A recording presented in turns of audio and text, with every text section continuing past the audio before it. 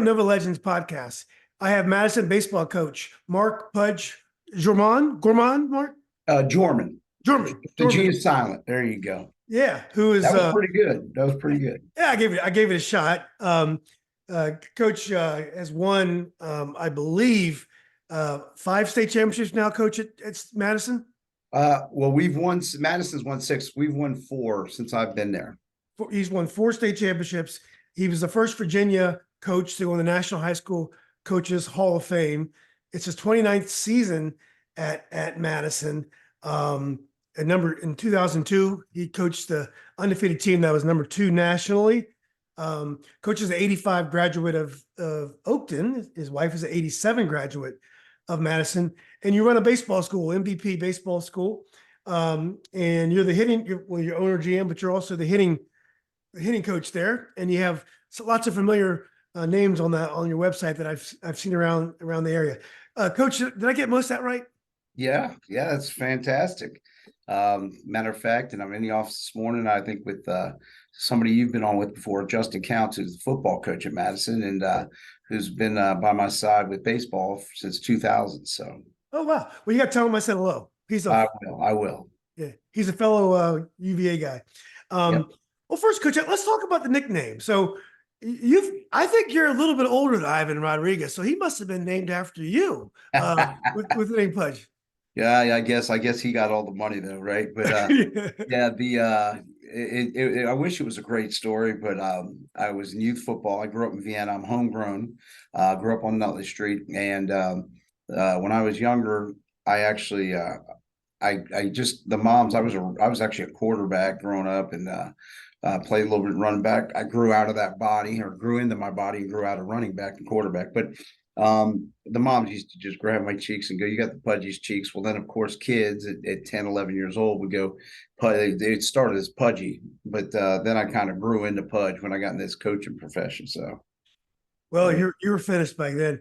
Well, Coach, I haven't talked a lot of baseball over the years, so I want you to remember the old adage: there really are no dumb questions. But I did want to ask you about baseball generally. When I grew up, I'm a year older than you. Baseball was a national pastime when I was young. In the mid '70s, I think football passed it. But we all watched baseball. We all watched the World Series. I could still name the Orioles starting staff when I was growing up. I believe McGregor, Palmer, Flanagan, and I'm not sure. But anyway, but we all were baseball fans. We all played baseball in the cul-de-sac. Baseball was huge. I don't know where baseball is now. I feel like baseball has a really strong, loyal following. A lot of folks like it. It's got a social aspect. People still love a day at the ballpark. But where do you see baseball in the nation's conscious right now? Where is baseball? I think it's in a great place. I think it's they're actually, they're growing internationally. We're actually going to be other than MVP, I own MVP International as well with my partners, and Coach Counts with us, and we're actually we had the opportunity to be in the MLB offices back October 10th. It was awesome with Chris Marinak, who does a wonderful job for the commissioner, and we got to talk about the international growth, and I think the game is actually thriving. I think it's about to take to another level. I think I just, like I said, I think there was some downtime with that in terms of it, but I think the games is great as ever. I do think you nailed it. Growing up, we used to go out and we used to play name that stance, different batting stances, and you had Monday Night Baseball, right, with Joe Garagiola, and Saturday baseball, but that the game of the week, but other than that, you didn't get to watch baseball.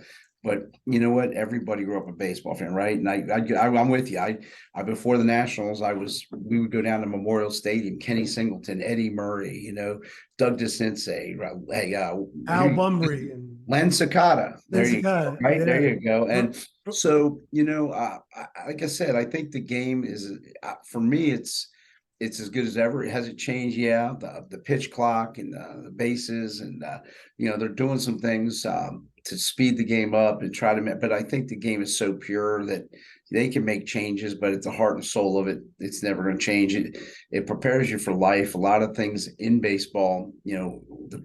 I like to tell kids, the thing about baseball is it teaches you got to learn how to do hard better. Baseball's hard. It's hard to hit a baseball, and life's hard. I mean, there's every day is a different day, and the game teaches you how to either do hard better, or unfortunately some kids will pack it in and they'll try to do something different or change. But the kids that can stick through it and are resilient and kind of get after it, I think you can learn a lot of valuable lessons from the game of baseball in its purest form. And that's what I think is special about it. Well, that reminds me of something I heard Lenny Dykstra once say. Uh, Second baseman for outfielder, center fielder for the Mets and Phillies and others. He once said baseball is a game of failure. Yeah. And in his point of view is he didn't care if he got out, because no one's going to remember 2 weeks ago if you got out. But if you made that big hit, everybody's going to remember a big hit. How do you teach kids to deal with failure? Well, you know what, you talk about it just like what I was talking about there. We talk about doing hard better and trying to get comfortable in uncomfortable situations. The game puts you in a lot of uncomfortable situations. When you're in a batter's box, there's nobody in there with you, and so we probably we spend more time now on approach and on the mental side than, because again, you've heard that saying, right? And the game's 90% mental. Well, I don't know if it's 90%, but it sure is mental. And you got to have physical tools. You got to be able to do some things, but you've got to be able to win the mental side. And I think that's what's great about, baseball, golf, those kind of sports, in terms of, being able to control the mind, not getting, you can play with emotion, but you can't play emotional, and because if you do, it takes you out of your game. And so again, that's for me, that's kind of the side that we probably spend a lot more time on with kids, trying to, every kid wants to come and just hit. And now there's so many different tools out there, and whether it's hit tracks or Rapsoda. Well, in our facility, we teach the swing, we teach the mental side, we teach the approach, we teach. That's exactly it, dealing with failure, how to prepare yourself, and I've got my own kids. My boys are playing in college right now. My daughter coaches college baseball, College of Charleston, and I just saw her this weekend, and we talk about it all the time. And my boy, Josh plays for Lynchburg. They were national champs last year, D3, and he's a heck of a player. Led the team in hitting last year. Well, his first weekend, he was prepared to go out and dominate the world. And he didn't get off to the start he wanted, but I knew that phone call was coming, right? So you just talk through it, let him talk, and anyway, that's the cool part. The other thing you said that I think was special right there at the beginning was, we used to go out and play every day, right? Baseball season, you played baseball or wiffle ball. And, basketball season, we were out playing basketball. Football season, whatever the sport was at the time, if it was fall, winter, spring, that's what you did, Mm-hmm. Now, I was just talking to we had a coaching clinic last night with a bunch of Vienna Little League coaches at our yard, and they came over to practice. And I was just telling them, everybody now says, oh, kids just want to play video games. Well, you got to adapt and adjust. And that's okay, because you can still learn from those video games. MLB The Show, the way they make games now, they got the real stances, and you could still teach the game. When I grew up with my kids, I would play with them, and talk about hitters, and it still gave you a chance to share the game of baseball. So yeah, I'm reminded of you mentioned earlier, we used to try to act like the major league players. I remember I used to try to act like Louis Tiant when we would pitch. With the head turn, right? There you go. We try to run like Carlton Fisk. We try to, after we hit a home run, we would trot around like Reggie Jackson or later on David Henderson. Those little Fernando Valenzuela, right? Yeah, the way he pitched, those little personality things. That's they have a little bit of that in tennis. But baseball is a sport of the big personality, because it is a mental game. Now, when you're talking about getting your kids to deal with mental and failure, and that the sport is 90% mental. Last year in your championship run, I believe 4 of the last 5 games, you won the last inning. Now, that doesn't seem to be a random act to me, because statistically that would be almost impossible to be, not impossible, but it'd be very unlikely for that to happen. There seems to be something more going on there. If you can win 4 out of 5 games in a game of failure, it doesn't seem like that's almost possible. When you look back on that season, and you've had lots of great seasons, what do you attribute that to? And if the work you've done on the mental side, if it's paying off, it must be a great feeling, an amazing feeling of accomplishment to be able to get a team to overcome those kind of hurdles. Man, I appreciate that. You're right. You're spot on. It's interesting. I was at the national conference, and this game's given me so many relationships and friendships and people I've met that I probably wouldn't have gotten to meet over the years, and been in the game for almost 40 years. And I value all of them. And we were just chatting about that. Every one of them is different. One of my really good friends, Todd Fitzgerald, is at Stoneman Douglas. They've won 3 national titles in a row down in South Florida. If you remember, they had the school shooting on Valentine's Day a few years ago. And yeah, that's right. anyway, we're best friends, and we chat about it a lot. And I was telling him they're all different. Every team, every one of the state championships, every one of the teams. I've had great teams that we thought had a shot that didn't get there, but I think what separated last year, the way I'll always remember, they're all my favorites, right? And my 2020 group, we got COVIDed out, and that was probably the most talented group we've ever had. They never got their shot. So we talk about that a lot. We talk about those guys who didn't get it, who are doing great things in college right now. And that would have been an incredible group to watch. That group would have made a run at the undefeated. The 02 team was the only undefeated team, but in state history. But when we look at last year, those guys it starts with tough kids, man. And I've been around them. My son was a senior. I'd been around that group of kids for a long time. And they were they built an immunity to adversity. And we talk about it, and we talk about the climb. We do a lot of classroom stuff, especially on the back end of the year. We talk about, it's a game to game. It's not, you got to go as cliche as is one day at a time. We talk about winning the last game, not winning state championship. Let's win our last game. And if we focus on that, you've got to have that sight line, that vision. And so that was something we were talking about, hunting 6. This year we're hunting 7. We may not get 7, but we're going to hunt 7 every year till we get it. And so, because if not, you can become, we've had a lot of success in the program. There's a target on our back.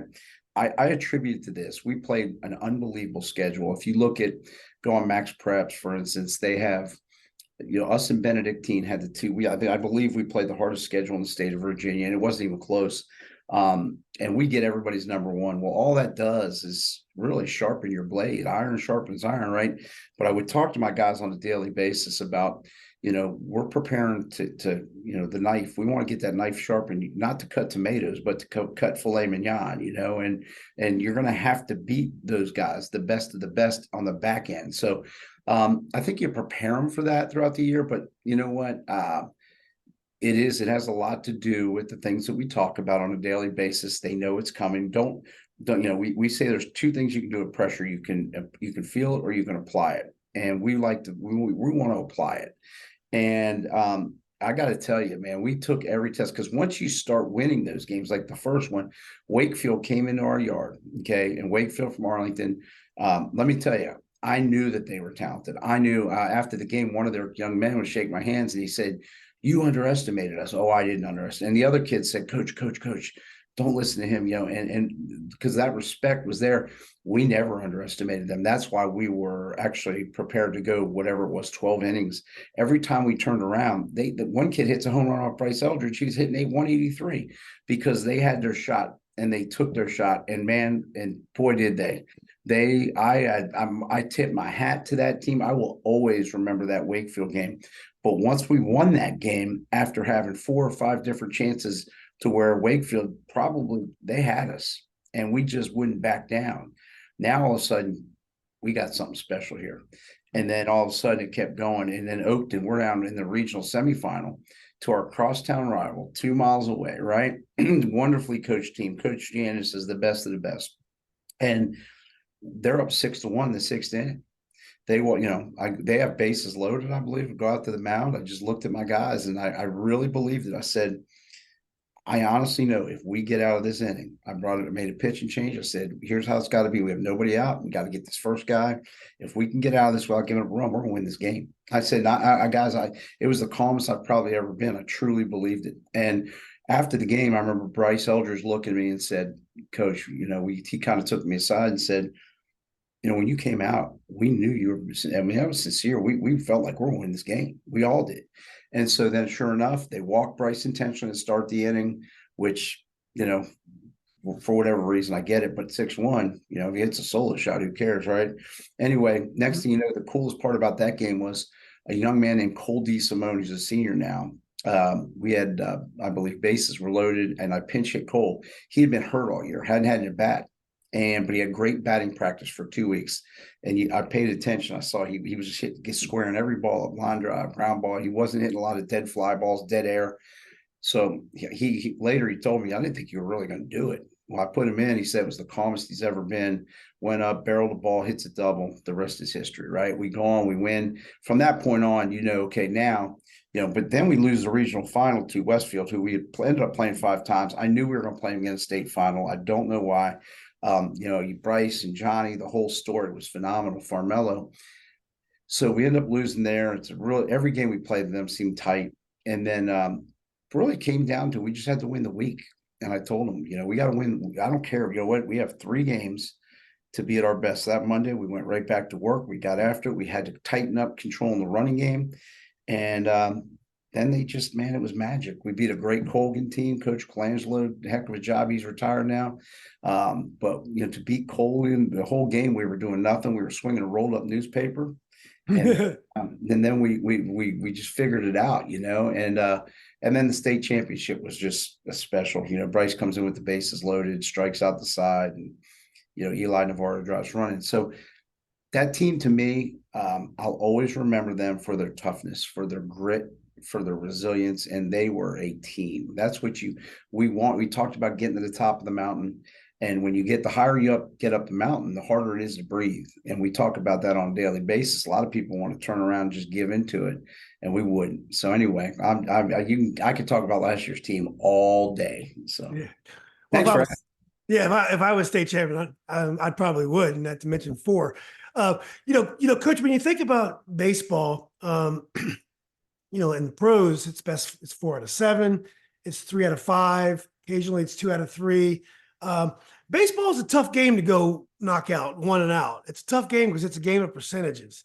Do you think it makes a high school game better because of that? Or do you think in some ways it not falsifies, but it makes it tough for the best team to necessarily impose its will, because you're at the mercy of the numbers. I mean, even if you manage the great lineup, everything's great, percentages, the ball might it might be hit hard to 5 people instead of 2 yards over in the gap. There's so many uncertainties that a best of 7 series takes care of in pros. So do you like the fact that high school's one and done? I don't know if I like it, but it is what it is. In Texas, for instance, the high school baseball, they play best 2 out of 3 in the tournament. Florida, some in certain places. I know Texas for sure. I'll say, it is what it is. So you prepare that way. You prepare the mindset that way. You want to be at your best at that part of the season. Throughout the, you got to be careful with it, because we had 5 losses last year, and not one of them were bad losses. They were, and I think this is probably where I've grown the most. Is it eats at you, because at Madison, when you lose, it's not like, oh, you lost. It's what happened. And it's great that we've gotten to that point. We've built that. And, whether it's football or girls basketball or boys basketball, you don't get oh, I'm sorry about the loss. You don't get that. Everybody expects you to win every night. So the percentages, and you told me you weren't a huge baseball guy, man. You're on this. I love it. Julian, I'm impressed. It is a game of percentages. Analytics has become a big part of the game, but here's what I'll tell you. I'm big on percentage. Our percentages that we really focus on offensively. I like to tell my kids, we teach hitting, but what we really teach is offense. Okay. The one thing that we look at game to game offensively is fly ball to line drives to ground ball ratio. Okay. The days we're hitting fly balls routes, and you know what, in an era where it's cool, everybody's talking about getting uphill and hitting. Let me tell you, the Bryce Eldridge home run was squared up. It wasn't, he had the ability at 6'7" to be able to hit some. James Triantos, those guys could hit some balls that accidentally get out of the yard. The normal high school kid, the normal college kid isn't going to do that. Okay. So it's important for us to get square on the baseball, hit line drives. We knew this last year, 52% of the time that we hit the ball hard on the ground, we got on base. I can show those stats to anybody. So we have certain stats that we do look at. We know that, but in its simplest form, honestly, it's about winning 90 feet. and defended 90 feet. And people, might not, they might go, huh? But that's really how we simplify that. In its simplest form, can we win first base? If we win first base, we know we can get that guy around, the other, we can get the next 90, we can get 360 feet out of that 90. Okay. But we've got to defend, we've got to keep that guy at first base. If we can keep guys, if we don't walk people, if we don't hit people. So those are the numbers we look at. Okay. Those ratios. But I will tell you this. Okay. You got to still coach with your gut, like the Cole DeSimone at bat, right? From paying attention, watching BP every day, his swing was in a really great place and his mental side was really good. So you got to go with your gut. Now, your gut's not going to always be right, but there has to be a balance. Like the pro guys, I'm listening to it now. You look at the Yankees, right? Aaron Boone. Who am I to tell, right? He's a major league manager, okay? But at the end of the day, to get over the hump, the analytic, you still got to be able to go with your gut. You still got to be able to, there's this thing analytics don't judge a guy's heart. They don't judge his character. They don't judge his ability to be resilient in the moment, And I think that there's got to be a balance to it anyway. So, but yeah, I love percentages, but. Well, see that your dialogue there reminds me, what's the Billy Bean iconic movie? Remind me of the baseball movie. Or the analytics. I got you. Oh my gosh, Billy Bean. I just watched it a couple weeks ago. Yeah. Anyway, when they're sitting around, we'll think of it when we're not trying. When they're sitting around the table, and the old timers are saying it's about heart, it's about teamwork, it's about chemistry, and these new guys are like, no, it's not. It's about walks, it's about on base percentage, it's analytics. It's that conflict that they were talking about then. Moneyball. So and Bill James had been pushing us all along. I remember he wrote an essay in the '80s where he didn't believe in clutch hitting. Did those kind of dialogues, did they come down to the high school game as well? When Moneyball came out, I know it affected the pro game, but did it affect the high school game as well? 100%. It does it. Yeah.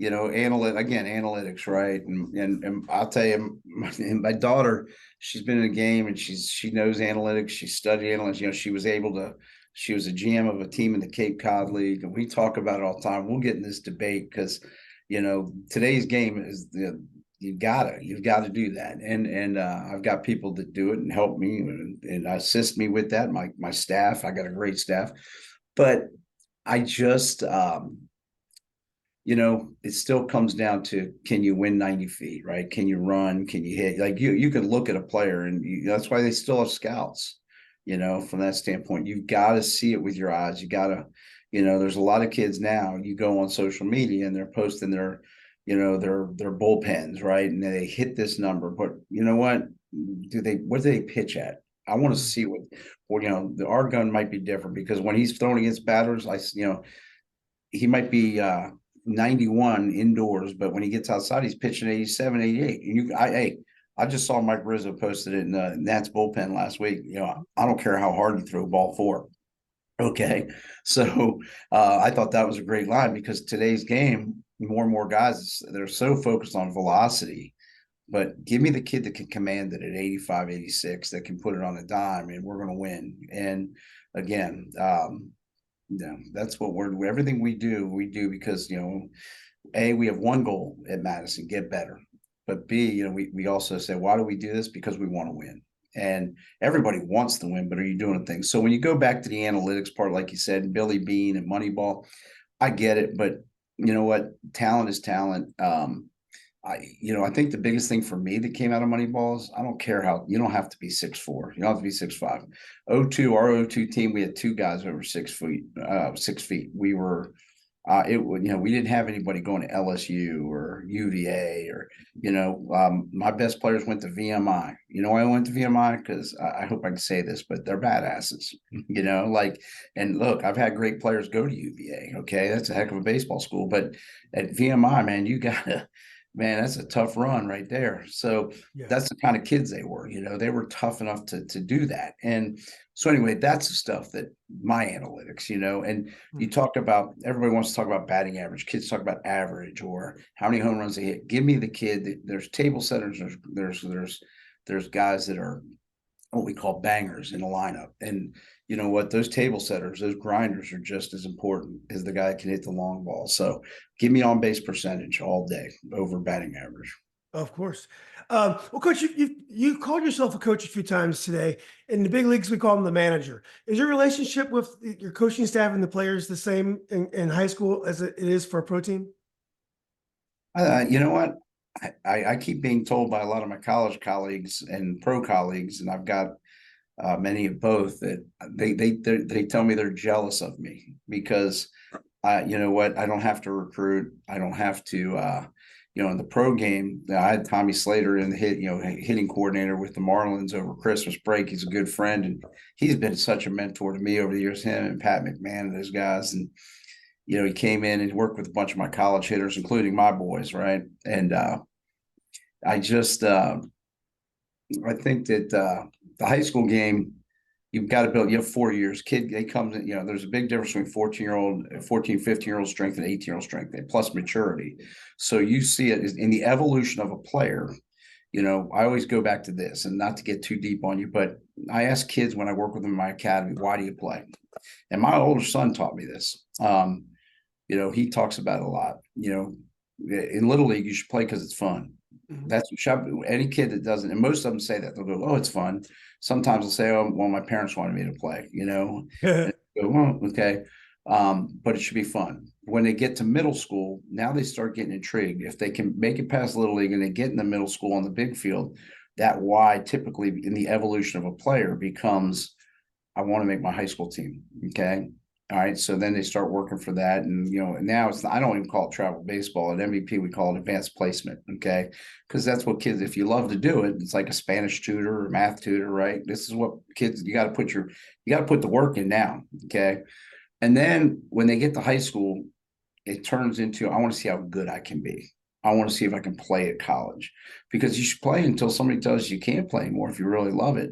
And I think that's the difference. Being a high school coach, there's so much. I just had meet the coach night last night, and I was telling the parents, it's Tommy Lasorda, I had the opportunity to meet him at Nats Park, or actually at RFK Stadium before Nats Park many years ago. And a friend of mine sent him up. He came up in the stands. My kids were little. And man, you'll get this, Julian. I met him. I turned around. He's like, "Hey, coach." And I said, "Oh my God, hey, Coach Lasorda."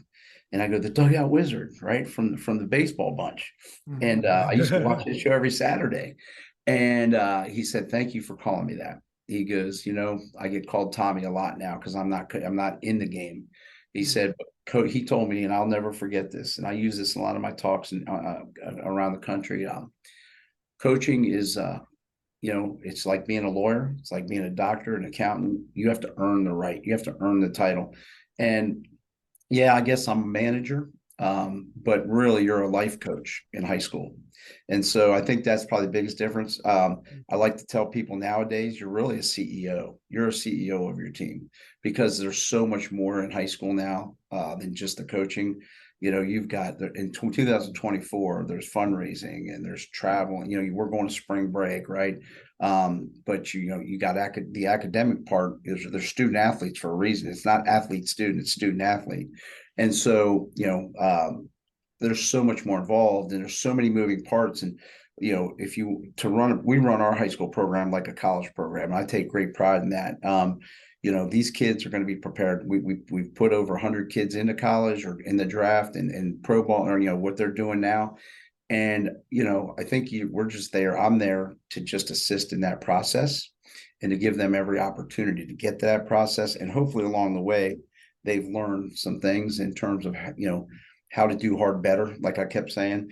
And, I get so many texts from former guys. I got one from Eli Navarro, who drove in the game-winning run in the state championship last year. And Eli, up until last year, he's a wrestler, so he's a tough guy. Okay, he's a football player.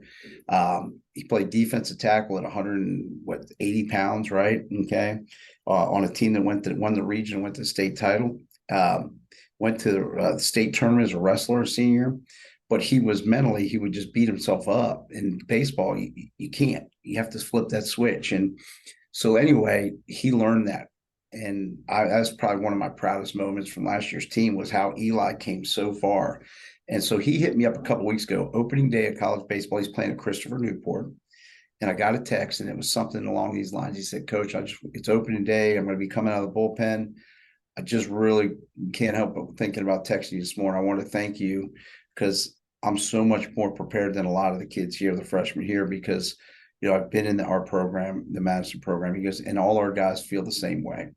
And I thought that was pretty cool. And that's a tribute to my coaches. That's to our whole culture, everything that we preach and teach. And you want those guys to be prepared. And I think when the college coaches actually call me, I've never had a college coach call me yet. And I've got a lot of friends out there in the business. And I've never had one call me and say, "Pudge, this kid was not what you told me." Okay. And this includes my MVP kids, because I work with a lot of kids outside. We had 25 kids commit. But I have had a number of coaches call me and go, "Pudge, oh my God, this kid is awesome. He's everything you said. He's a leader." And I think that's the biggest thing, is we're pumping leaders and we're teaching that leadership tool. So Yeah, sorry, but I love talking about the CEO process versus manager versus coach. So. Yeah. Well, that's great, Coach, and you're doing an amazing job. Of course. Now, Coach, I was a basketball player at Robinson. My son was a soccer player at Yorktown, and so I know a little bit about those worlds. In basketball, your high school team is your most important team. In soccer, your club team is your most important team. You mentioned advanced placement. For a good baseball player, what's more important, the high school team or their advanced placement, or whatever, your club team, whatever you want to call it? I think they're both important. They both serve a purpose, but I think high school baseball is special. I think high school baseball is, there's fans in the stands for one.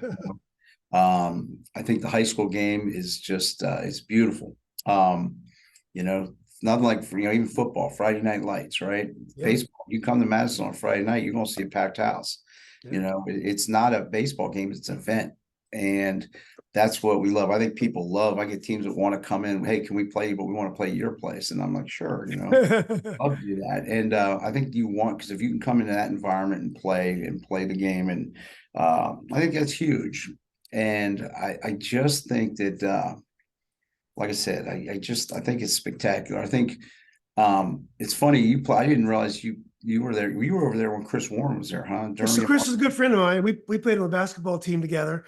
And I was thinking of the Oakton guys that I played against, like the Reed brothers, Daryl and Tony Reed. Tony Reed, he was a character, man.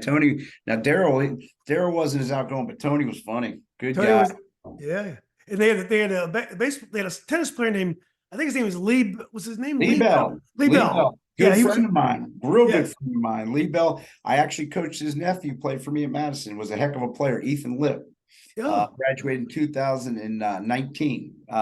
So yeah, Lee was I think he was like a 3-time state champion, and kid named Kurt Mueller. I mean, our tennis team was of course. Yeah. And so I played against. I'm a historian like you are, Julian. Oh yeah. Well, you actually make history. I just talk about it. Well, I also knew a guy that I'm sure you know really well named Jimmy McWeeny. I grew up playing football and basketball against Jimmy. Jimmy was a really good shooter, as you remember. I know he was a good baseball player. You knew Jimmy McWeeny? How about Ricky McDonald? Remember Ricky McDonald? Yeah, I know of him. I didn't know, I wasn't friends with him, but yes. Yeah, Ricky McDonald. We grew up right down the street from each other. Him and his brothers, his younger brother Dave McDonald, they're like brothers to me. Rick was on my first staff at Madison High School, my first coaching staff, and helped us kind of get this thing started. He lives down in North Carolina now, and doing great stuff, man. It's a small world, isn't it? It sure is. Jimmy McWeeny, best of the best, the McWeeny family. His younger brother Sean was on my first Madison team. He was the youngest brother, and so again, those bloodlines. And Mr. McWeeny still stays in touch and stays in contact. The McWeenys are a big part of our program, and that's what's really cool about Madison baseball and Madison High School is the alumni network. And even though Jimmy was a Cougar, but those were some unbelievable baseball teams back then at Oakton too. So yeah. That's right. That's right. Jimmy played for Oakton or Madison? He played for. Jimmy went to Oakton. He played with Ricky McDonald, and that's right. He did. And those guys, and Freddie Kramer. Freddie Kramer was a little bit older, but yeah, man, those were some great. That was crazy. So yeah, well, yeah, it was good times, and Vienna was always so strong in youth sports as well as they still are. Coach, though, Madison has great athletes. Are top baseball players nowadays specialists? Of your starting lineup, how many typically of those guys will be baseball only type of players would you have? Well, I don't know. I think we have a lot of football players. I want kids to compete. I still have two kids that are playing tonight. That will Darren. be coming back to our program. Our starting catcher being one of them. Oh, That are playing in the basketball game tonight in the state quarterfinal against Patriot. yeah. And we just had a bunch of the JV and freshman basketball players come back out last week for tryouts. So we have wrestlers, basketball players, football players, you name it. Obviously, with Justin Counts being the football coach, right? Yeah. He's already, there's nobody that if they can help him in football, they're going to be on the football field. And some like our Cale Yates, right? One of our top pitchers, if not our top pitcher, coming back this year. Cale got significant innings last year. He was the quarterback on the football team this year. His brother Cord is going to play at Elon, Yeah. just a phenomenal wide receiver. He plays for us. It can go on and on. Like I talked about Eli Navarro, he went back out his senior year and started. I thought he was going to be a defensive back. They put him a defensive tackle, and he had an all-region type year. So here's the only thing we ask is I don't want them to specialize. I want them to go compete. Okay, they get enough baseball. Now the game kind of puts these kids in position into a tough situation because, like, I'm going to use a kid named Mac Lewis. He's at Purdue. Okay. Mac Lewis was the quarterback of the football team in 2023 last year. Okay. Mac was, he was a heck of a baseball talent. All right. He was, like I said, he had a tremendous year for us at Madison, but he was in a pickle because, summertime, he didn't get the offers he wanted. He wanted to play D1. He knew he wanted to go to Purdue. And the way that story unraveled, so I said, Mac, go play football. It'll take care of itself. You're good enough. It's going to happen. And our infield coach is the best of the best. I wouldn't trade it for anybody, Brent Weiss. And we both agreed. And so Mac went out and had a tremendous football season. I mean, he just lit it up. Okay. And he was behind a kid named Connor Berry, who's in CNU now, who led them to that first state title. So the football thing is real in the leadership part. So Mac went and played football. I told him, I don't want them focused. I want them to focus on, we're big on focus on the sport that's in season. Okay. Lock in and level up there. So anyway, after the season, we went back to work. And I called Terry Rooney, who was the assistant at Purdue. I had a relationship with. Terry's back at LSU now, but Terry said, Pudge, man, I believe it. Had a couple scouts talk to him. Mac made a couple plays early in the year last spring. It was unbelievable. It was obvious he was a dude. And so Terry said, Pudge, I just got to fly in. I got to get in and see. I got to put eyes on him. And I go 100%. So one night, it was like a Friday night. They were off. He flew in, saw Mac play, looked at me. He said, within 15 minutes, he's like, yeah, man, you're right. This kid, you know what? We're going to make this happen. So Mac's there. The head coach called me this fall. Mac's backing up the starting shortstop. He's probably their best player at Purdue. It all worked out, And so, again, do you have to specialize? No. But our kids being put at a little bit of a disadvantage, I don't know, but I don't really think so. Not our kids, because the situation is a little different because of the Madison program and MVP, and we've got so many kids that are going on to play in college, right? So I just think they get pulled in different directions. The great part about Madison, all the coaches, honestly, God, everybody's on the same page, and it's a special place to coach, and we all work together. We communicate. I talked to Kevin Roller before the playoffs in basketball. He called, hey, here's what I'm looking to do. I'd like to bring this kid up, this young kid. We just make sure that we do the right thing by the kid. If you always do the right thing by the player, and it'll all work out.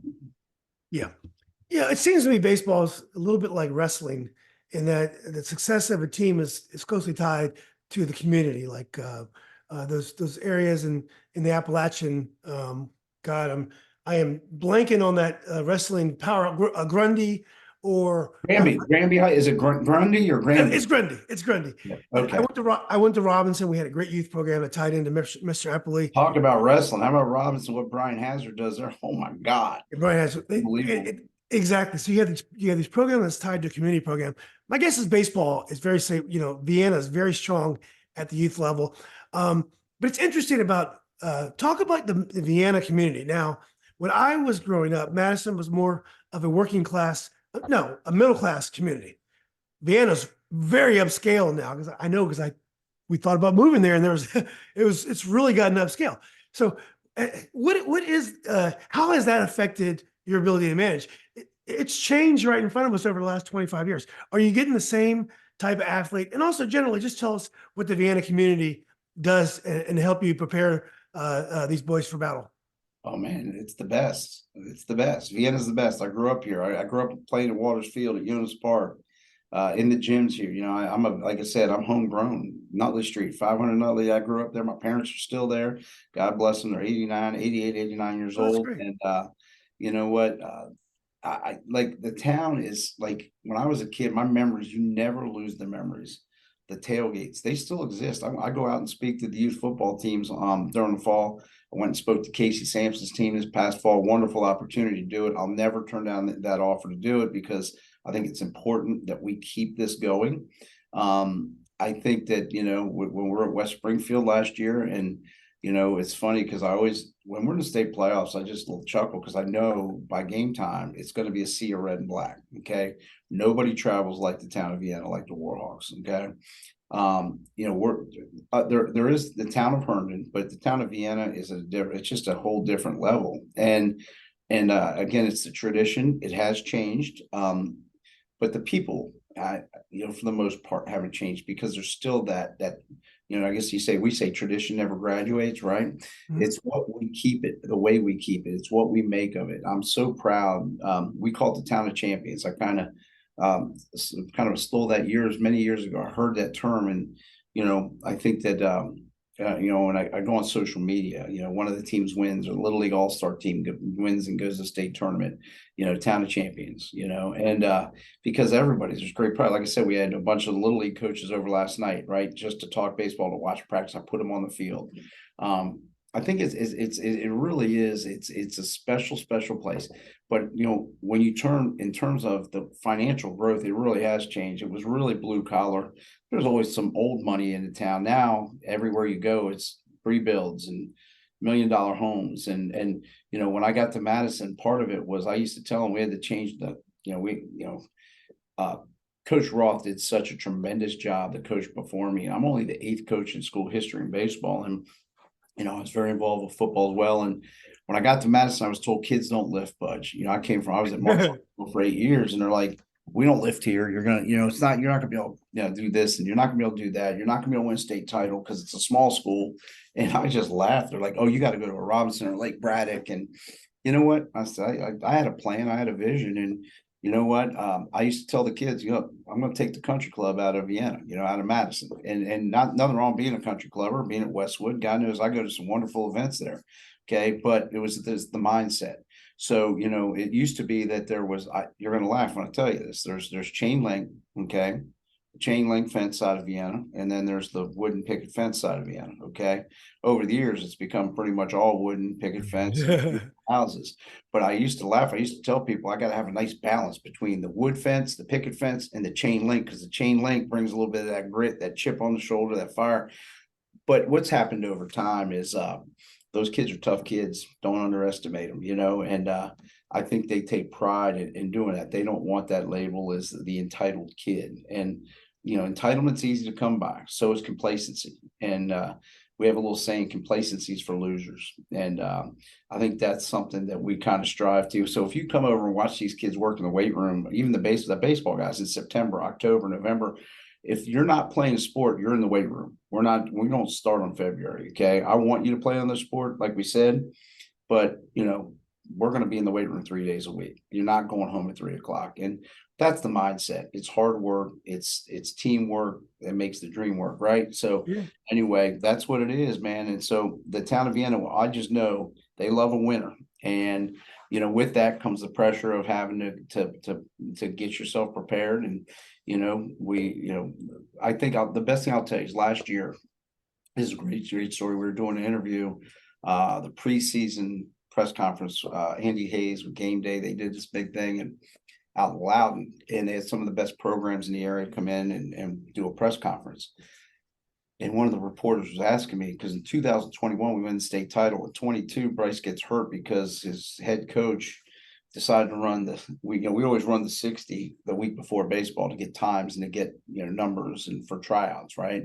Like, well, you know, that's one of my regrets is like, okay, I get a call because I was in a meeting or something indoors and Bryce went down. Bryce pulled his hamstring. He tore it.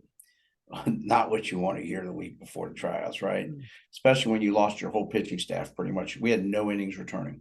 Anyway, we lose 8 games that year in 22, not because the kids didn't do they busted their tail. 6 of them were 1-run games. Okay. We were very close to being a 2-loss season. Just didn't go the way we wanted to go. And so anyway, last year they said, what's the goal? It said it's to restore respect. And he said, well, with all due respect, nobody's lost respect for you guys for losing 8 games in a season or going, 12-8, 13-8. And I said, it's not about in Vienna and in Madison, it's not about what you guys think or what the outside thinks. It's restoring respect to ourselves and to our program and to our kids. They take it personally. And so we put up an RR, we put it on the back of the shirt. We had the RR sign in our locker room. And that was kind of our mantra last year, was restore respect. And boy, did they. And so, Yeah. Well, Coach, we talked a little bit about Vienna, and then you talked about collaborating with the coaches to make sure you guys time it right. Kids coming to tryouts who are holding over on a playoff run. What's the key to Madison having so many great coaches and assistant coaches like yourself and Justin Counts on your staff, but also a head coach with great coaches on his staff, Kirsten Stone, amazing coach, Kevin Roller, you can go on. What's the key to all these great coaches in the building? Well, it starts at the top. It starts with our principal, Liz Calvert, Greg Hood before that, Mark Merrill. Mark Merrill, to me was, he was a friend. He was a mentor. He was the basketball coach he was on the panel that interviewed me back, 29 years ago. That he was one of the ones that said, how are you going to build a national program in a small school? And I said, well, hire me. I'm not going to tell you. I'll show you. But Mark, he still comes to a lot of our games. He's there for every playoff game. He's there throughout the regular season. He sits right there. He's retired as our principal, but he kind of built this. It started, I think, with Mark and Link, our AD at the time. Like, we've had so many great people in the administration. But John Kenny now, he's just special. He's our athletic director. He really, him and his assistant, Andrew Baird. Andrew was my center fielder on the 02 team, graduating in 03. So you're working with people that literally want what's best for kids. They want what's best for kids. They want to make our job easier. They make our job unbelievably easy in terms of all the stuff that goes on the outside, the paperwork and all that. I do think this. I think that it's the relationship. They've done a great job over the years of bringing in great people. When I got to Madison, I'm not going to tell you, Madison was successful, but I can't sit there and say that every coach was on the same page. It was more of it was a me mentality. That's just my opinion. Okay. And I was used to being at Marshall with Mike Skinner, Dean Sisler, Neil Callahan, just people. Rick Wells. It was like, if you look back at the Marshall staff back in the day, so many of Mike Skinner just won a wrestling state title. He was just won football state title, Woodgrove. He's back as assistant for Justin Madison, right? So I learned from the best. The 8 years I spent as an assistant. So now you move forward and you've got Kirsten Stone, right? Magician. Okay. He does. And we talk. I'll stop by her office. I stopped by last week and she said they had just lost to Oakton in the regional. And she said, hey, would you mind come talking to my team? Well, I owed her because she came in and talked to my team last year, right? We do this for each other. Kevin Roller, wow, what a tremendous basketball coach. And I don't think anybody expected him to be playing for a regional final this year. Come on. Lost 5 starters. Yes, lost 5 starters. And you know what? He doesn't flinch. He still knows that, if we do this, this, and this, he's also, he's a realist. He knew South Lake's loaded. It's going to be a hard test. But that's not winning it all. It's the journey. It really is. It's like those kids, he gave them an experience this year and they're playing tonight. Who knows? They still got life, but they're 3 games away from winning a state championship. Will it happen? I don't know. Chances are maybe not, but better chance most teams have. 100%. But you look at, the football staff, right? Justin Counts. Like, I'm so proud of him. I coached Justin in high school. When I was at Marshall. We've been best friends for many years, right? And I got to say this. I told Coach last night, he might be in terms of the Mount Rushmore of people you meet in a lifetime, he's one of those guys. He's a great person, first and foremost. And all the success we've had at Madison baseball, trust me, I know I know the role he's played in that. There's no Pudge without Justin. Okay. I get that and I know that. And he's the most humble guy you'll ever meet. He's our pitching coach, but he's also just a guy that I've always leaned on, turned to. And he allows me to, I'm fiery. I'm big on discipline. I'm big on, and we laugh. I always tell the kids, you want a hug, go see Coach Counts, right? So, but not just so. I mean, the staff, the football staff. I was there at the beginning with when Lenny, Mr. Merrill said, "Hey, you're going to groom Lenny. This is what we're going to do. I need you to come back into football for 2 years." In 2000, with 2012, and with 13 group that graduated, and they were on hard times. And we put together a heck of a staff that's still there today. Coach Counts has made it his own after the tragedy of Lenny Schultz. But his legacy, Lenny's legacy still lives. I mean, what he did in a short amount of time, just a few years with the program, really resonates today with the leave no doubt mindset, which we've taken to a school. So again, we're all, like I said, we're all great friends. We all kind of, there's no jealousy. Everybody's about the next team. I just told the story of the girls basketball team. When they lose, I take it personally. When we lose in cheerleading, I take it personally because I don't want anybody to take a shot at Madison. I breathe red and I bleed black, just like you did at Robinson, right? That's a fact. And I'm a lifer, and I grew up in this town. I coached at Marshall. I went to Oakton. I did the trifecta, and now I'm at Madison. That's where I always wanted to be. Yeah. And so again, I'm living the dream, truly. Yeah. When you look outside the building, who are some of your inspirations coaching wise? And this is I'm more the thought leadership in the sport. And I don't know whether baseball coaches, do you get nuggets from like Vince Lombardi? Do you get nuggets from other coaches? But anyway, who influenced you as a coach? And Julian, that is an awesome question, because I don't think a lot of young coaches get that part anymore. Maybe they do. I don't know, but I know I wouldn't be here if people didn't give me opportunity. I was a good player, I was a great player. I tell my own boys, you're much better players than I ever was. But I got to say, Chuck Welsh gave me my first job at Langley High School. He was at Westfield. Chuck still comes back and throws BP for us. Chuck is a baseball guy. And I was a young kid working at the CIA, going to school, and he just said, "Hey, I need a JV coach. You want to coach?" And so I literally was 19 years old. I stayed here and went to Northern Virginia Community College. I just wanted to coach. That was my thing. And the way I got into it was kind of crazy. It was coaching my little brother's Little League team. And I became enamored with coaching, even though I was still playing every sport known to man, right? And so I would find time.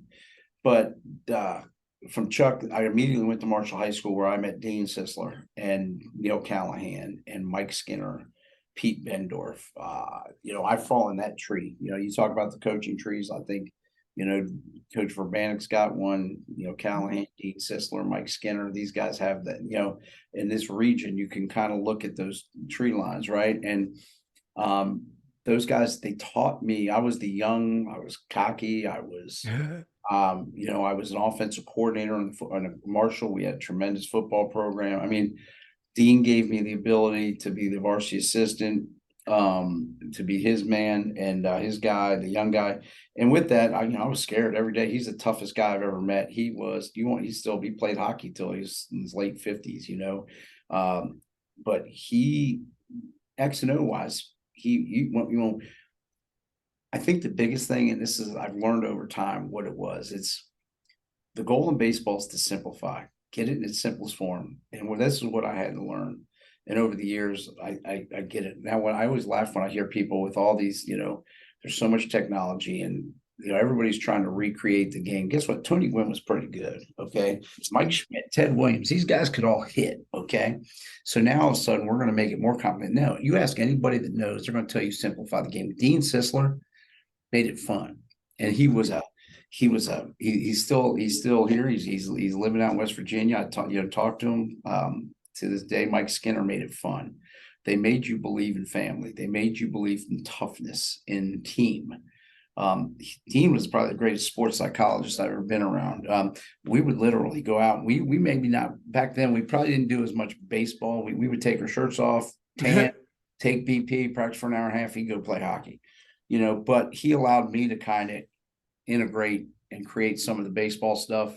And I did my time. I went and bought him lunch every day. I was working at the school, and I'd go out and get his lunch and do all that stuff because I wanted to be around him. I called Ron Tugwell, right? Ron Tugwell, West Springfield High School. I used to ask Tug if I could come work camps. I'd work for free. He's like, yeah, come on. Tug and I still have a great relationship to this day. He was the winningest coach in Northern Virginia for how many years. He was the king. And so we had him over, him and his wife, Peggy, and, honored them before a game a couple of years ago. But on the college side, I would tell you, Augie Garrido, I built a relationship with Augie, met him in 1992. He's passed away now, but Cal State Fullerton, University of Texas. He recruited Andy McGuire, who played for me in 2013. It was kind of a funny story. Andy's in his office. He says, well, who's your high school coach? He says, well, Coach Pudge. He goes, and don't worry about it. He told, because Coach Garrido basically said, Andy, I can be hard to play for. If you've seen the internet, I can be a little bit gruff. He said, oh, don't worry about it. I play for Coach Pudge. He goes, you play for Pudge? He's like, and then we put it together. And Augie's like, I met him. Because, yeah, you guys met in 92. And so anyway, Augie called me from the meeting with Andy. And then we started kind of reconnecting. We would talk all the time. It was some of my favorite stories. I was heading to a game before the conference semifinal. And Augie called me on a Saturday morning and said, Pudge, Augie. He said, hey, man, I know you're going to play a big one today. Andy told me he's on the bump. This is Andy's sophomore year now because he committed as a freshman. And he said, you're gonna kick their tail just like we're kicking Texas A&M tonight because you got a spirit. There's a spirit about that yard when I was there, And so this guy could motivate you on a dime, okay? And so anyway, he just made me laugh. But I got to tell you, Augie Garrido, Pat McMahon, who's now with the Yankees, he does player development. Coach Mack, Tommy Slater, who's now with the Marlins, was the head coach at Auburn.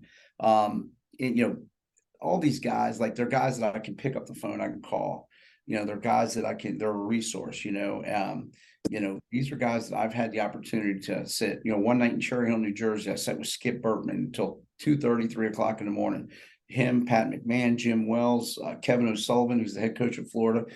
They brought me into their world. I was the only high school coach. We were at a coaching clinic and we met in the back of the bar. Kevin said, Pudge, come with me, bring a notebook, bring something to write with. And you'll laugh because every half hour to 45 minutes, I would go to the bathroom because I would write down the stuff that it was like a coaching clinic without knowing you were at a clinic. And there might've been some beverages being drank and shared, and so I didn't forget anything, right? I was a student of the game. I wanted to be the best. I wanted to learn. And so after about 3 hours, coach looked at me and said, son, what is wrong with your bladder? You go to the bathroom like every 30, 45 minutes. So I pulled my little notepad, my little square notebook. Remember those? I pulled that out, and they just fell over laughing because they're like, we've all been there, man. And Kevin O'Sullivan pulled his out. He goes, I got a better memory because I drink less. He goes, so I only go every hour and a half. So anyway, man, those are the guys, those are the mentors, those are the, but I also study successful people. I'm reading a book right now, Sideline CEO by Marty Smith from ESPN. And he has like 20, 25 of the greatest. Anybody out there that wants to be, that loves coaching and leadership should read it. He talks to Nick Saban. He talks to Izzo. He talks to, he got quotes Pat Summitt. Some of the best, no matter what the sport is, coaches in the game, motivators in the game. And, Coach Krzyzewski, Coach K, I had a great opportunity of meeting him years ago. I've read every book he's done. Joe Gibbs, I grew up with JD Gibbs. I grew up, I would go over to JD's house on Carriage Hill in Vienna. And Coach Gibbs was just so kind. I grew up playing youth football. We were on the same team. And Coach Gibbs' first year here, we were in VYI together. And they had, if you remember, they started 0-5, I believe. Okay. And so the kids could be tough. And we were like 11, 12 years old. And actually, JD was the first year he'd ever played football. And he was my center. I was the quarterback. And some kids from the other team were kind of razzing him about his dad. Your dad's going to get fired. And I may or may not have gotten into it a little bit with one of them, okay, defending JD. And then Coach Gibbs I thought he was coming up at practice to thank me. And he kind of gave me a lecture on, I appreciate that, but, and thanks for standing up for him. But Pudge, he'll be okay. JD's going to be fine. We're going to be fine. But I really appreciate it. It was kind of like, I was like, oh, okay, well, yeah, although he did appreciate it, he was sending a message to me just like, hey, don't worry about those guys. JD's tough enough to handle it. And now JD's passed away. So Yeah. anyway, these are the guys, man. I can go on and on. There's been so many people that I look up to, so many people. And now I try to, whether it's with a high school coach, some college coaches, I try to pay it back. I love that part of it. I got to tell you, my coaching staff, Brent Weiss, this infield, you were asking about those guys. He, as an infield coach, Matt Sedlock, I lost TJ Ursom this year. TJ is going to take a year off to spend time with his family. He's got, a young daughter, and, it's hard. Getting coaches is hard today in today's game. So, you get all around this region because of travel ball, and travel ball pays more, or advanced placement ball, like we call it. It's hard to get good high school coaches. So I'm very blessed to have that kind of staff. And maybe, I think part of the reason why these guys want to come coach is because, we're mentoring them now, a little bit. So, Yeah. Well, Coach, I went to a Nats game last year, I believe, and I forgot who they were playing, but there wasn't a single black African American player on the field on the field that day, and there were some lots of Latino players, of course. When me and you grew up, the kind of athletes like Dave Winfield, Reggie Jackson, Dave Parker, Ken Griffey's Jr. and Senior, those kind of athletes now. I don't think they're playing baseball as much. They're playing basketball. They're playing football. I almost feel like we've gotten away from baseball. But what around here I get a feeling the Latino kids don't really play baseball in America. They play soccer. Are you getting are the black athletes and the Latino athletes, are they playing baseball these days? The young ones? you know what? I don't think to the level that I'd like to see by any means. And a lot of that has to do with from the high school standpoint. I'm not seeing it at the youth level nearly as much. I think that's where it starts. I think that's where we need to do a better job as coaches and mentors, and going out and getting those guys involved in our game. I had a young man, again, like you said earlier, Madison, for whatever reason, it's, you almost have to be over-resourced to live in Vienna now. Right? And so, but we have a young man, Hector Orozco. This is a great story. Hector came, his family got out of Venezuela, showed up at Madison as a freshman, did not speak one word of English. Okay. But he loved baseball. He's very talented. But again, with the Latin players, a lot of the Latin players come over, and although they're very talented, unless you're in the academy, you're not getting the teaching over, whether it's in the Dominican, Puerto Rico, Venezuela, that you would get. Puerto Rico is a little bit more advanced. But anyway, so Hector comes in. His parents don't speak English. And I got to tell you, I'm so proud of this young man. He's a junior, starting our center field for us. In 1 year, he learned how to speak English, taught himself, and our relationship has just been phenomenal. I'm so proud of him. Now he speaks it fluently. But I remember last year when he was still kind of coming on and learning. He goes, I said, Hector, do you understand? Like, if there's something you don't understand, I know you're getting better, but I said, just let me know. And he goes, well, Coach, you speak kind of fast. He's like, so sometimes I lose that. Yeah. And I said, okay, well, that's good. So with Hector, it's a little slower. Right now I can speak as fast as I want, and he gets the vibe. But he has really turned into a leader. What he's done is amazing. He's very appreciative for what we've done with his family and giving him the opportunity.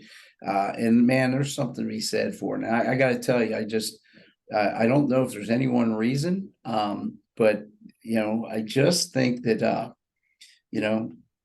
I think that it's something that we have to look at, and we got to get those kids involved. And I think it starts honestly with be a multi-sport athlete. When they're 9, 10, 11, 12 years old, let's get them involved. And let's really do a good job of going. And I get them at camps, and then from sometimes I'll see them as 4, 5, 6-year-olds. Right? Because we'll start camps then just for fun, our baseball camps. And it's our job to keep them engaged. And baseball is a little slow. And this is what I was telling the coach last night. So you go out and play football or basketball, even lacrosse, it's up and down, it's moving, it's rocking, it's rolling. So the days of practicing where one guy hits and everybody stands around, that's not going to do it for any kid. It doesn't matter what color or what race they are or anything. It's literally – it's our responsibility. Baseball should, when we practice, we're total movement. When I did it with my little league teams, we're total movement. And like I said, I think kids like Gavin Collins, who I had the great opportunity to coach, he's down at Lynchburg University. They won a national title. Him and my son, O'Kelly McWilliams. Oh, Kelly, I know him. You know Lawyer, Kelly?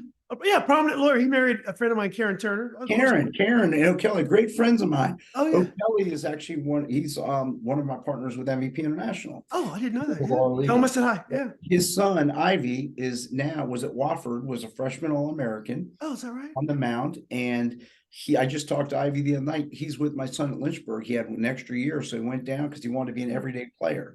So when I think of those guys, I think, man, that's what it's special and it's spectacular. And you know what? Those are the guys. Clay Clark last summer in our college league.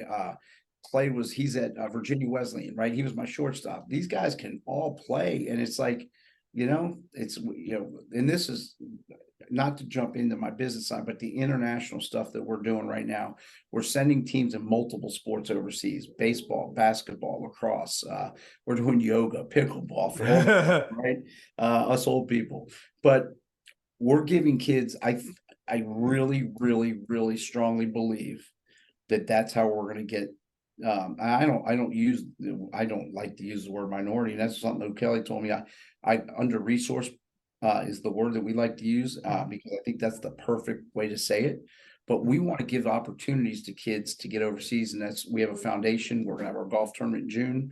We're going to have our gala this fall. We've got some major corporations getting behind it for the very reason you just asked. How can we get those kind of kids involved in baseball? And how can we help develop leaders? How can we get them overseas? Because I will tell you this, seeing the world and having that family experience, how can we not just them, but get them and their mom or them and their mom and dad? Because here's the problem. And man, you're getting me going because this is a soft spot. Okay. The teachers, the first responders, the police, the firemen, the military, they can't afford to, it's not cheap to go get those experiences. And so they're on the front lines every day doing what's great. And they're not in corporate America where maybe those guys are over-resourced, right?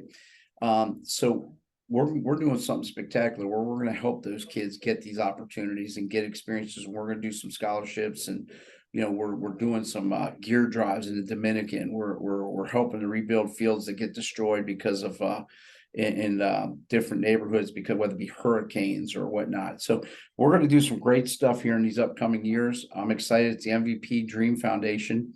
And I'm going to be honest with you. I think that the way we get more kids involved in the game is show them that kids overseas are playing baseball is prevalent in Europe right now, in Asia. We brought a group in from China last year, and that's what I think. That's why what was fun about being in the MLB office is talking about growth of this game and how I know it's important. I know it's important at the top level. I know that for a fact. Mm-hmm. And so anyway, that I appreciate you asking that question, because I think it's something that has to happen, and I want to be one of the guys that makes that change. Yeah, it is fun to watch, because I thought when between 1947 and probably like 2000, the influx of African American and also Latino players, it changed the game, and it added a new dimension. Didn't make it necessarily better or whatever, but it made it different, and it drew a wider audience. I did want to ask you. I wanted to end, Coach. This has been amazing. I appreciate your time. You've Absolutely. Had some. I want you to talk a little bit about your transformational players that really did something to transform your career.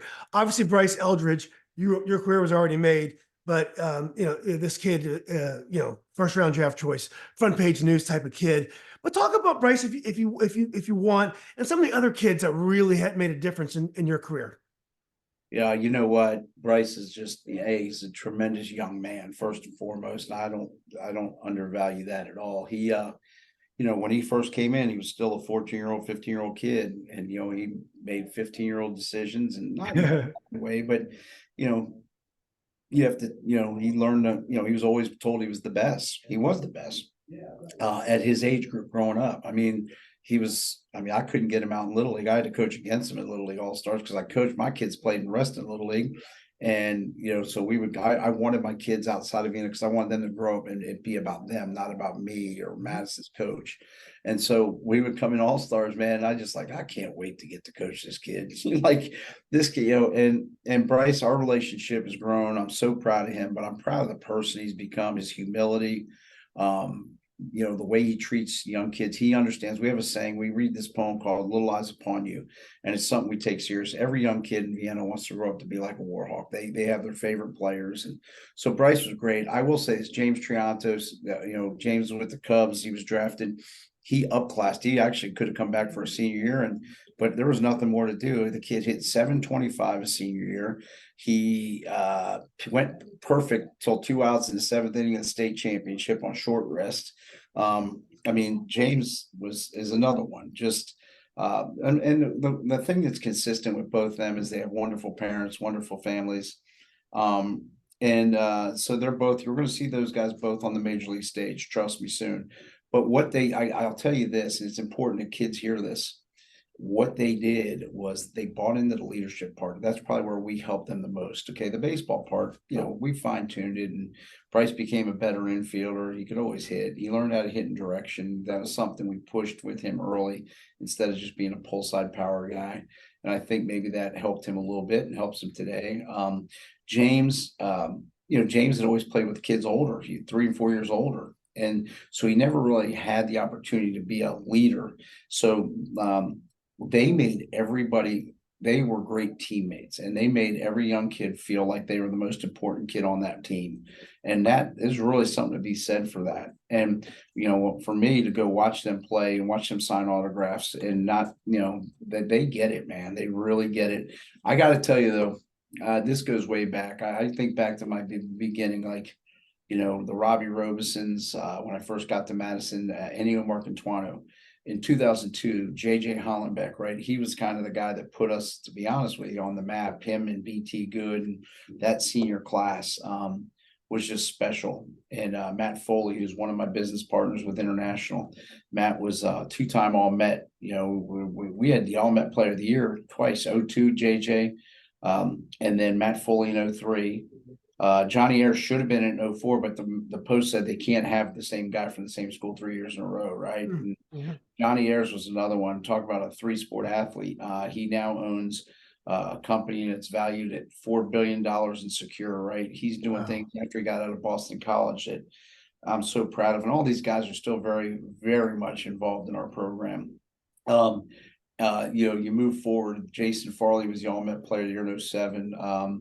Andy McGuire, 2013, goes to Texas, right? So he was drafted as well, drafted out of high school and drafted, got his chance. He was with the Blue Jays. So when I go, there's so many guys, I don't want to forget him. And, the 15 team, with Brian Eckert, those guys. So again, although Bryce and James, they're the most notable, and those guys, I don't forget the other guys that we call them the founding fathers of the program for us. Mm-hmm. And Madison's had great tradition well before I got there, with the Ronnie Slingerman and Jay Franklin, the guys of the early 70s, Mike Wallace, right? These guys all played professionally. So, I came into a place that had great tradition, and it was just my job to expand on that tradition. And I felt it was my job to build my own legacy with my coaches and my players. And I tell you, I feel like I'm still 35 years old. I can't sleep the night before baseball. I still get goosebumps when I talk about these guys and I tell their stories. And I think that's what I'm here for, is to tell their story. And so I think that's it. I think we talk every year to our team about make them write our story. And so they've done a great job of that. And so I've been blessed. Like I said, I guess it's the perfect relationship and the perfect town and the perfect place. So I feel like we've got if we're not the top high school program in the country. I know Fitz would give me grief for saying that, but I think in terms of a program, we don't just build teams from JV to varsity. Playing JV baseball at Madison is like playing varsity in many other schools. We know that. I want to, again, it doesn't sound humble, may sound a little bit cocky, but we ask so much of these guys that's why I say that. That's great, Coach. I'm excited to hear you're 35, because that makes me 30. That makes me 30. Isn't that great how that works? Yeah. We found the fountain of youth, Julie. Exactly. That's exciting. Real quickly, Coach, I promise you last question. Just quickly, give me some of the keys to success for the Madison team this year, and some of the players you hope to emerge, if you can. Oh man, I'd love to. We're young. We lost a lot of great players. We had lost 9 guys that went on that are playing professionally or college right now. whether it be, with Bryce or with Mac. There are guys at D1, a lot of D3 guys, just great high school players. That being said, because of some injuries, we ended up starting 4 sophomores in the state championship. So what's great is those guys are back. Okay. So we have 7 seniors, and they're great kids. We have 2 that are committed. We have 1 that's playing football at the next level, and he's still a college athlete. We have another one who's got offers. He's got to figure out what he wants to do. But this 25 class is really a great group, in the 26 class. And those are the classes, your senior class is that leadership group, but those younger classes are the ones that really have to step up. And you know what? We ended up keeping 7. We have 25 players right now. We still have the basketball guys that come back, and we got to take a look. So, but as of today, we have 25 guys and 7 sophomores because that 26 class is group. So for us, it's going to take a little while. I think there's baseball so good around here. I think I like it. I think we're going to be in the mix. I think we're going to field it. We're going to pick it. We're going to hit it. We can run. We're athletic, and I really think we can pitch it. But we just need those pitchers. We have guys coming back with innings in Kale and Nathan Tundra and Jackson Bordeaux. But we just really need to. It's going to come down to how we pitch. If we can pound the zone, if we can win 90 feet, as we say. I like this team. I think, and if we get the end, our goal is to be our best at the end. And if we can kind of grow and do the things that we do, the quicker we can become a team. And they've come a long way already since September 1, the first day in the weight room. Like our seniors are really stepping up. We've got great leadership in that junior class, and there's a lot of college baseball players in those younger classes. They haven't committed yet, but they will. And there might even be another draft pick in there. We'll see. But we're very excited. And like I said, we also know that there's some really good arms in our conference. There's some good arms in the other conference, in the Liberty. So again, we'll see how it plays out. I think we got something brewing for sure. So we'll see. I think it's very similar to how Coach Count started the football season. They had lots of losses to graduation from the year before, and somehow they ended up winning the region again. And so these things, hopefully, the team, I'm sure you'll get them going in the right direction, and we'll be talking about another title. So, Coach, real quick, what I'd like to say is, and I said this, everybody thought I was crazy because of the Chiefs and they weren't playing well during the season. I think one of the things that is undervalued is the heart of a champion, and I think that confidence of a champion. And these guys last week, I had to give them Saturday off just because everybody works hard this time of year. Everybody's undefeated, right? But man, we crushed it last week. I was so proud of their effort and the way they went about it, and the way my older guys are bringing younger guys along. But I think never underestimate or undervalue the heart of a champion, the confidence of a champion, and I think that's what gets me really excited and that's the difference between a program. A program is going to be there. When young coaches, you want to build a program sustainable. People ask me all the time, we have 48 kids right now that are in the program between varsity and JV. There's no freshmen. Okay. But there's a lot of programs that have 30, 32. Well, that gives us an opportunity. It's kind of comical, actually. People go, oh, why do you keep so many guys? Well, I've got great coaches. We have 13 coaches on staff in JV and varsity. And I think it's 12 or 13, but we develop those kids, and they have to wait their turn. They may not play as much as they want at other programs. We have kids that don't start that could play. Not trying to be cocky or arrogant with that, but they know when they get their time, they got to make the most of it, and they're prepared. And so anyway, that's what's really cool about it. I think the biggest piece is developing those kids, and the fact that they're so unselfish. They understand it. Kids know. And, so if they're not playing, we tell them just come and grind it out every day, man. Be the best you can be. And when you get your opportunity, make the most of it. Yeah.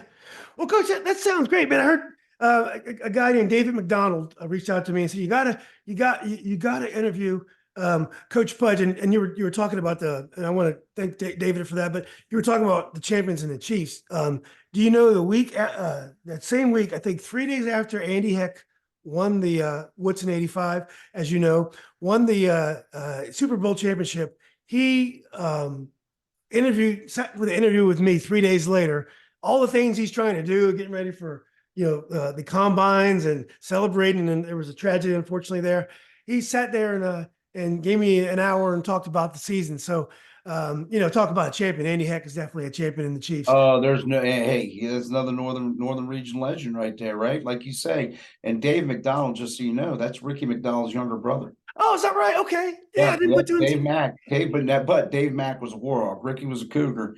Dave McDonald is a Warhawk legend himself. So football, baseball, did it all. And he, like I said, he kind of grew up in our house. And you know what, Mac and I, again, he's those guys are special. They're Vienna guys. That's a Vienna quote unquote family. So the McDonald's and Mrs. McDonald just did a wonderful job raising all four boys. So yeah, that's nice of David to do that. So I appreciate you having me. This has been awesome. I've heard great things about you, and Oh. I can follow you, Julian, and just keep doing what you're doing. We need more of this. Oh, well, thank you, Coach. Well, it's an honor to have you on the show, and I learned so much about baseball today. Thanks for bearing with me. Definitely want to come check out a game this year. I know that those are busy moments for you, but I'll try to, if I can, say hi and give you my regards in person. You So. make sure you do that, and I'll make sure you get that Madison hat on your head. We want you to man, okay, just like every young kid in this town. But make sure, let me know you're coming. Okay, I'd love to have you. I think I'd like you to experience what Warhawk baseball is about. So oh, for sure. I definitely will. Moving out here to Loudon, they swear it's baseball country out here. So it is. It's growing. It's what Loudon is kind of what Vienna used to be. Okay, that's what I like to tell people now. And we got Independence this weekend in a scrimmage. We got Riverside the next weekend. Coach Plank, he's working his magic out there. So like I like to go get in that Loudon mix because they're tough kids, and that they get us battle ready for battle, and makes us battle tested. So are you playing Riverside out here? We're actually doing it at Madison. And Coach wants to bring his kids in, but we're playing Independence and Lake Braddock in a jamboree this weekend out there. Okay, So, yeah, well, maybe I can stop in and see you guys. So there you go. Yeah, but I'll definitely be at a game at Madison. I want to experience. I love the football atmosphere. I went to at least 3 or 4 Coach Counts games this year. So anyway, Coach, again, this has been great. I know you got a busy day ahead of you.